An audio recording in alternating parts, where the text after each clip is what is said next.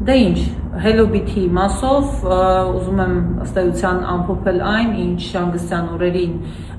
փաստորեն բոլորը, ովքեր ներգրաված էին այս ամեն ինչի մեջ, տեսան, փաստացի ֆինանսական բուրգը պայթեց եւ բազմաթիվ Հայաստանի Հանրապետության քաղաքացիներ կորցրել են իրենց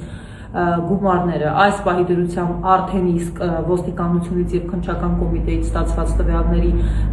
հիման վրա կարող եմ ասել, որ նախաձեռնված է քրեական վարույթ խարդախության հանցակազմի հատկանիշներով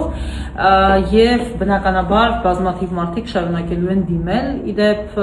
մարդկանց ամենաշատ հետաքրքրող հարցը այն է, թե հնարավոր կլինի նախ բացահայտել այս հանցագործությունը եւ ընդհանրապես իրենց ֆինանսական միջոցների որևէ ձևով նրանք կարող են հույս ունենալ, որ ուրեմն կստանան, շատ տարբեր հանգամանքներից է կախված, տեսականորեն հնարավոր է իհարկե, բայց չափազանց բարդ է, պարզապես օրինակ դեպքեր կան, երբ հնարավոր կլինի հետքը գտնել, օրինակ եթե ձեր դեպոզիտները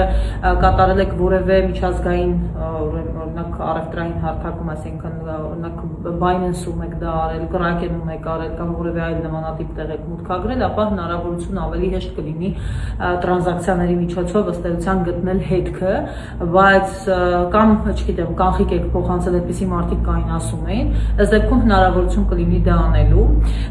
Ուզում եմ եւս մեկ անգամ ձեզ հորդորել, որ որևէ պարագայում որևէ մեկին գումար չփոխանցեք, այսպես ասած ձեր հաշիվը վերականգնելու համար, դա խաբեության երկրորդ փուլն է, երբ էլի ինչ որ գումարներ ներգրավվելու։ Առհասարակ ֆինանսական բուրգերը չափազանց տարածված են եւ անընդհատ նույն սխեմայով կրկնվում են։ Սկզբում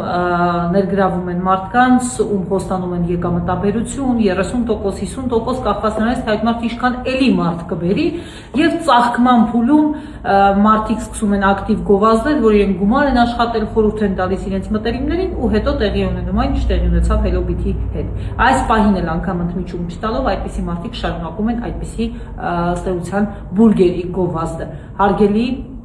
քաղաքացիներ, նախ հորդորում եմ ձեզ, հատկապես իմ ասած դեպքերում, գնալու անպայման հաղորդում տալ, որպեսզի հնարավոր լինի այս ամենի հետքերով բացահայտել որևէ բան, մարդիկ կամ, չգիտեմ, ակտիվներ,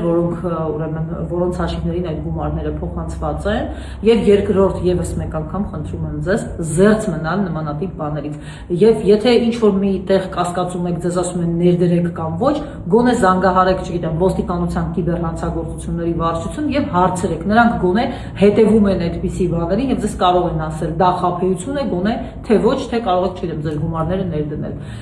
Եղեք տեղեկացված, եթե ունեք հարցեր, գրեք այս տեսանյութի ներքո։